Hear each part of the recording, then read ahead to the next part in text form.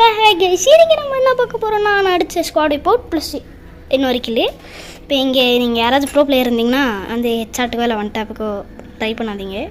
இங்கே ஏன்னா அடிக்க வராது. எப்போ மேபி அடிக்கலாம். ஓகே, இப்போ புதுசாக அந்த க்ளோவாலுக்கு ஒரு கன்று கொடுத்துருக்கானுங்களே, க்ளோவால் தாண்டி போய் சுடுது. அந்த கன்று எடுத்து யூஸ் பண்ணுங்கள், சூப்பராக இருக்குது. யூஸ் பண்ண கற்றுக்கோங்க. ஓகேவா? யூஸ் பண்ண தரலனாலும் கற்றுக்கோங்க. இப்போ இவனை முடிச்சிட்டேன்னா இப்போ ஒரு ஸ்குவாடை போட்டு வரும் பாருங்க. இது ஒன்று ஸ்குவாடை போட்டு சரியாக தரலையே, இது ஒன்று தான் நினைக்கிறேன். அழுத்திப்படி வியாடி. அடுத்தது மேலே இருக்கிறவனை இப்போ போட்டோம்னா ஸ்குவாட் வைப்புன்னு நினைக்கிறேன். ஸ்குவாட் வை போட்டு குவான்ட்ரா கில் தான் படிச்சிருக்கேன். அங்கே மேலே இருக்கிறவனை போட்டால் ஸ்குவாட் வை போட்டோம்.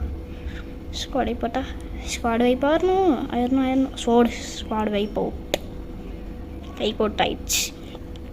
இப்போ பாருங்கள், இந்த எனிமியை துரத்தி அடிப்பான். அங்கே ஒருத்தன் அடிப்பான், அதை கூட கண்டுக்காமல் நான் போட்டு துரத்தி அடிப்பேன். அவ்வளோதான் கிளிஷ். இந்த வீடியோ எப்படி இருந்ததுக்கு மறக்காமல் கமெண்ட் பண்ணுங்கள்.